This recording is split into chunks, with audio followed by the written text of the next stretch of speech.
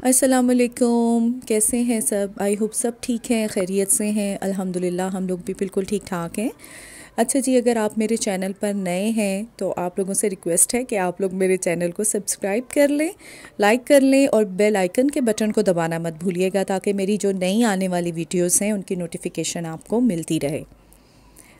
अच्छा जी, आज का जो मैं आप लोगों से बात करना चाह रही थी, वो हम लोगों का, सबका तो मैं नहीं कह सकती कि सबका मसला होता है, लेकिन आजकल के दौर में ना ये मसला जो है वो बहुत ज़्यादा सर उठा रहा है, जो कि कहते हैं कि जादू का मसला या नज़र बद का मसला। तो जादू देखें बरहक है, लेकिन करने वाला और करवाने वाला जो है ना वो दोनों दोस्त ही हैं।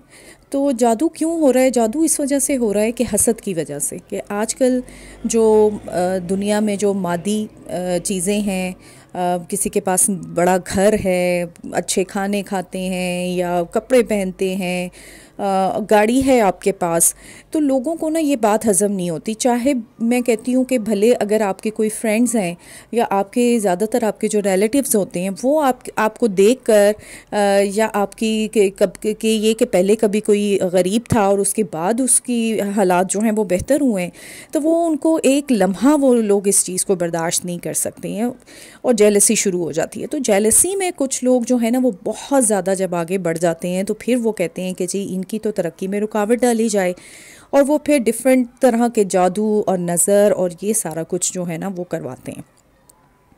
तो बस मैं आपको ये एक बात बताऊं कि करवाते तो हैं, लेकिन जो बेचारा जिसके ऊपर करवाया जा रहा होता है जादू, वो बेचारा होता तो बड़ा मासूम है, लेकिन उसकी ज़िंदगी भी बर्बाद हो जाती है। उसका जो टाइम होता है ना वो गुज़र जाता है। अगर आप उसका इलाज भी करते हैं बहुत सी चीज़ों से, तो कुछ ऐसी मेरी बहनें हैं जो ज़्यादा, मतलब आजकल जो पीर हैं वो भी इतने वैसे नहीं है कि अगर आपको वो पूरा पूरा आपका साथ दें, या वो बस पैसे बटोरने में रहते हैं।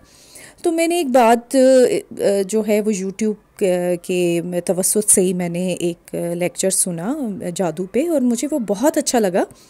मैंने कहा मैं आपको लाजमी उसकी ना चंद पॉइंट्स में आपको बता देती हूँ कि इसी तरह किसी खातून पे जो है ना वो जादू था, काला जादू था उसके ऊपर, और उसकी बिल्कुल भी उसकी परेशानी दूर नहीं हो रही थी, वो सर दम भी करवा रही थी और सब कुछ ये वो।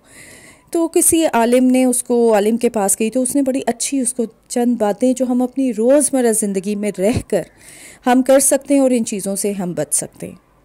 और देखें कितनी आसान है, अगर उन पे हम अमल करके देखें तो मुझे लगता है कि आपको सबसे पहले तो आपको अपने माइंड को जो है ना वो फ्रेश करना है, कि अगर आपके साथ ऐसी कोई चीज़ है भी है कि जादू है आपके ऊपर, या कोई किसी ने सिफली काम करवाया हुआ, अल्लाह माफ़ करे, बोलते हुए भी डर लगता है ऐसी बातें, तो आप लोगों ने, मतलब वही बात है कि घबराना नहीं है तुसी, ठीक है, घबराना नहीं है।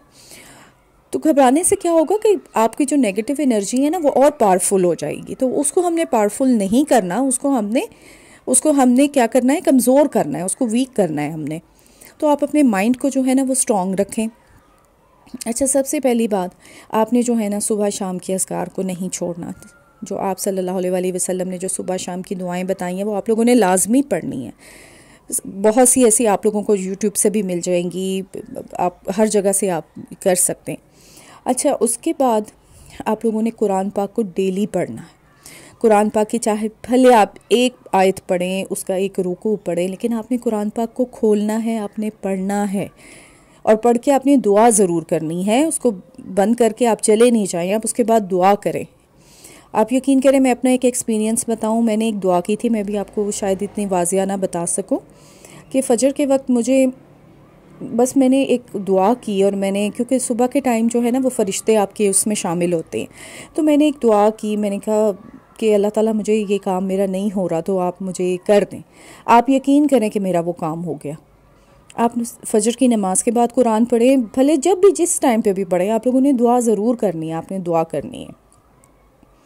अच्छा, उसके बाद आपने ना बाथरूम की दुआ पढ़नी है। जब भी टॉयलेट जाएं आपने दुआ पढ़नी है, अल्लाहुम्मा इन्नी अऊज़ु बिका मिनल खुबूसी वल खबाइस, क्योंकि सारी चीज़ नेगेटिव एनर्जी जो है ना वो इन जगहों पे है, और हम इस चीज़ को मानते हैं इस वजह से कि आप सल्लल्लाहु अलैहि वसल्लम ने हमें बता दिया ना कि बैतुल खला में जो हैं वो इनकी फ़ैमिलीज़ होती हैं जिन्नात की। तो आपने वहाँ पे लाजमी आपने दुआ पढ़ के जानी है। बाहर निकलें तो गुफ़राना का आपने पढ़ना है। ये ज़िंदगी के जो चीज़ें हैं ना, इनको हमें अपनी लाइफ में शामिल करना है।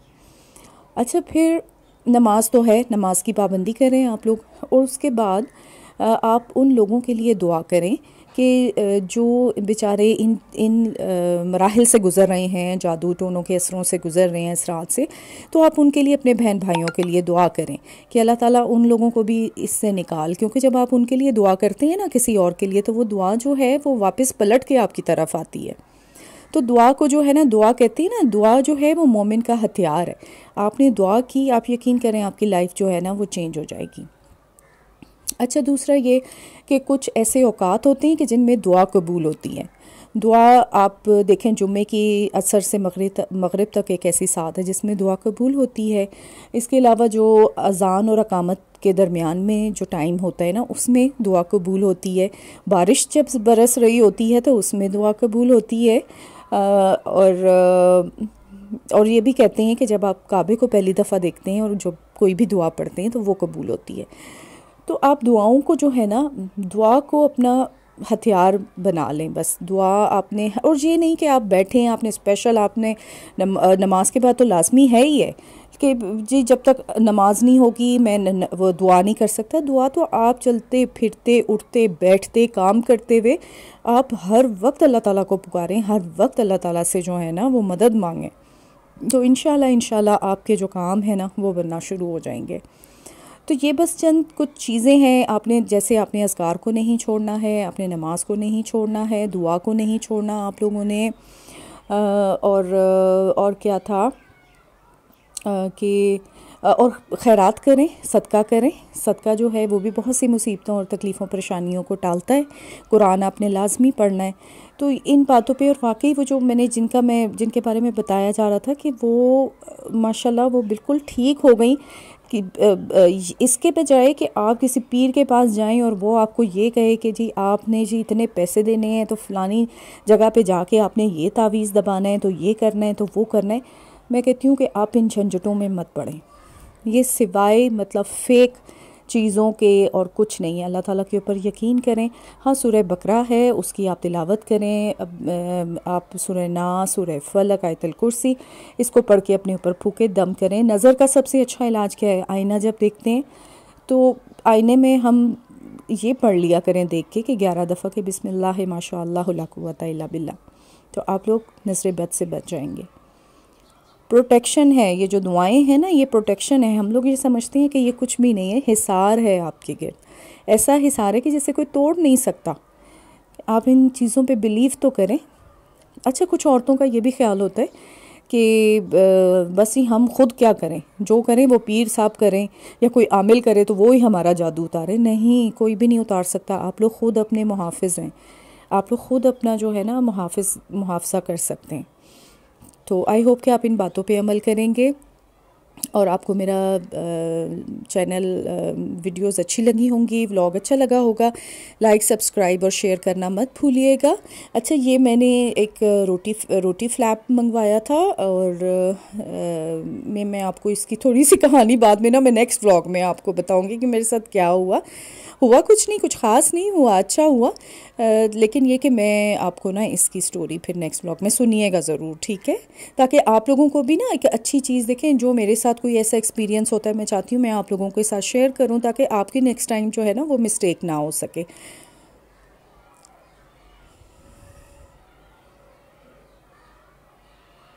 चलें जी, बस आपने मेरे चैनल को लाइक करना है, सब्सक्राइब करना है और अपना फ़ीडबैक देना है। और आप लोगों ने लाजमी इस पे अमल करना है। ज़रूरी नहीं कि खुदा न खास्ता अल्लाह ना करे किसी के ऊपर भी कोई जादू हो या नज़र का मसला हो। आप लोगों ने वैसे भी इन चीज़ों को अपनी लाइफ में शामिल करना है, ठीक है? आई होप कि आप लोग इन चीज़ों को अपनी लाइफ में शामिल करते भी होंगे, मेरे बहुत से बहन भाई। तो लाजमी आप लोगों ने इन चीज़ों को अपनी लाइफ में शामिल करना है।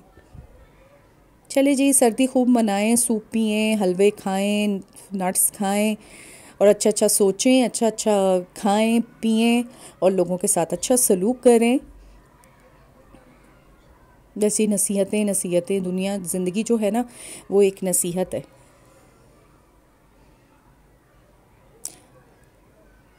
जैसे मेरे फादर कहते थे कि life is not a bed of roses, तो उस वक्त तो समझ में नहीं आता था, लेकिन आज हम जब बड़े हुए हैं ना तब समझ में आए। ओके जी, अल्लाह हाफिज़।